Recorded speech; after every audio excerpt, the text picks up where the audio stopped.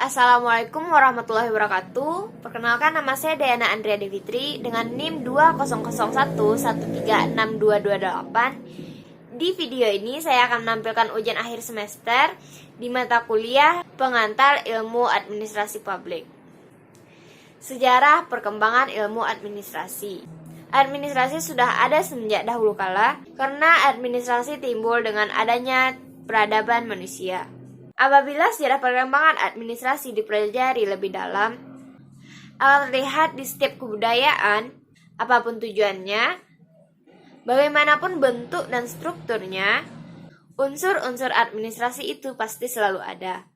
Oleh karena itu, dapat dikatakan bahwa administrasi selalu ada di setiap kegiatan.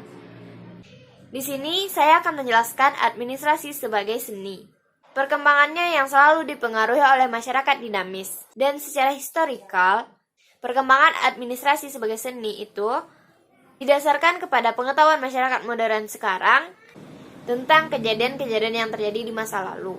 Perkembangan administrasi sebagai seni terbagi menjadi 3 fase. Yang pertama adalah tahap prasejarah.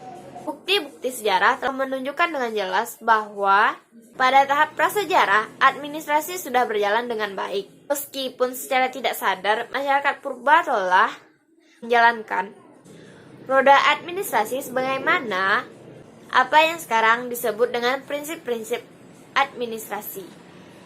Ditinjau dari segi waktu dan tempat, tahap prasejarah dibagi pula dengan 6 tahap perkembangan.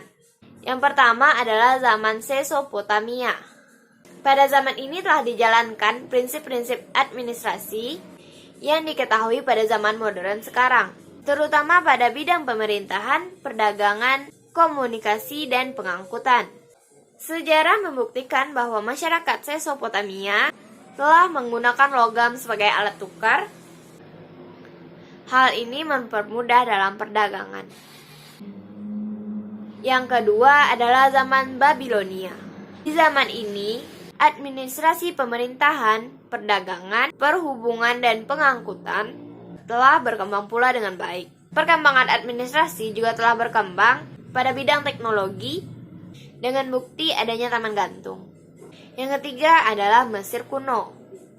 Perkembangan yang terjadi di zaman ini adalah perkembangan yang terjadi di bidang pemerintahan, militer, perpajakan, perhubungan, dan pertanian. Hanya saja pada zaman Mesir kuno ini, administrasi tidak dijalankan atas kepentingan rakyat, tetapi hanya untuk kepentingan Firaun dan sekeluarga. Karena pada saat itu Firaun dianggap sebagai dewa, atau setidaknya Firaun dianggap sebagai keturunan dewa. Sehingga pengabdian kepada Firaun didedikasikan seperti pengabdian kepada Tuhan. Yang keempat adalah Tiongkok kuno. Di zaman ini berkembang sebagaimana zaman-zaman yang telah disebutkan sebelumnya. Tetapi ada yang khas di perkembangan zaman ini, yaitu sistem administrasi kepegawaian yang sangat baik. Karena baiknya sistem administrasi tersebut, maka sistem administrasi ini disebut dengan nama merit system. Pada zaman ini menonjol 3 tokoh yang memberikan sumbangan yang sangat besar kepada administrasi pada saat itu, yaitu Confucius, Zhou, dan Moti. Yang kelima ada zaman Romawi kuno. Di zaman ini, perkembangannya hampir sama dengan zaman-zaman sebelumnya. Tetapi yang menonjol di zaman ini adalah sistem militer, pajak, dan perhubungan yang melebihi dari sebelumnya. Hal ini diperlukan mengingat Romawi mempunyai wilayah yang sangat luas. Dan yang terakhir adalah zaman Yunani kuno. Di zaman ini, bidang yang berkembang di lingkup administrasi hampir sama dengan sebelumnya. Tetapi di sini muncul konsep demokrasi, sehingga kekuasaan berada di tangan rakyat. Yang kedua ada tahap sejarah, yang dimulai dari 1 Masehi sampai 1886. Berhubung dengan gelapnya sejarah dunia, umumnya selama 15 tahun abad pertama dari sejarah dunia modern, bidang administrasi pun mengalami kegelapan. Berarti tidak banyak yang diketahui selama 15 abad itu. Kemudian diketahui bahwa timbulnya Gereja Katolik Roma yang telah mempunyai pengaruh yang sangat besar terhadap perkembangan teori administrasi. Dengan kata lain, Gereja Katolik Roma memberikan sumbangan yang cukup besar terhadap perkembangan administrasi. Malahan sesungguhnya, pola dasar struktur organisasi yang telah diciptakan oleh Gereja Katolik Roma telah ditiru oleh organisasi modern hingga sekarang. Pada zaman ini, perkembangan administrasi lebih pesat lagi, karena para cendekiawan terjun langsung di bidang administrasi. Pada zaman ini, timbul 3 kelompok biasa yang disebut dengan kaum. Yang pertama adalah kaum Mercalis di Jerman dan Australia. Yang kedua adalah kaum merkantilisme di Inggris. Dan yang ketiga, kaum fisiokrat di Prancis. Dan yang terakhir adalah zaman modern. Di zaman ini, administrasi mulai dikenal sebagai ilmu karena pada zaman itu yang dipelopori oleh Frederick Winslow Taylor dari Amerika Serikat mulai mengadakan penyelidikan dalam rangka mempertinggi efisiensi dari perusahaan dan meningkatkan produktivitas pekerja. Pada saat itu, ia melihat bahwa efisiensi perusahaan tidak terlalu tinggi dan produktif, dan produktivitas pekerjaan yang rendah. Banyaknya waktu dan gerak-gerik kaum buruh yang tidak produktif.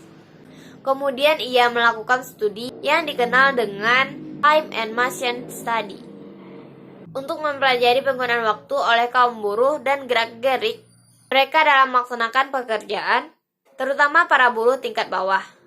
Hasil studinya ini dituliskan dalam satu buah buku yang berjudul The Principles of Scientific Management yang diterbitkan pada tahun 1911. Pada saat Taylor melakukan penyelidikannya, di Prancis timbul pula seorang ahli pertambangan yang bernama Henry Fayol yang bekerja pada salah satu perusahaan tambang, yang mana pada saat itu perusahaan itu terancam hancur.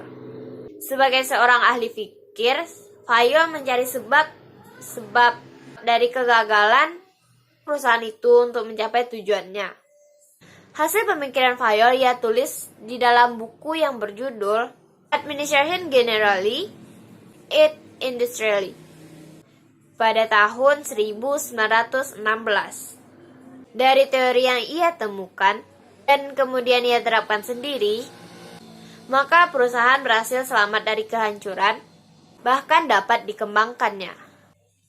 Karena besarnya sumbangan yang diberikan oleh dua tokoh tersebut terhadap administrasi, maka Frederick Winslow Taylor diberi julukan sebagai Bapak Gerakan Manajemen Ilmiah, sedangkan Henry Fayol diberikan julukan sebagai Bapak Teori Administrasi Modern.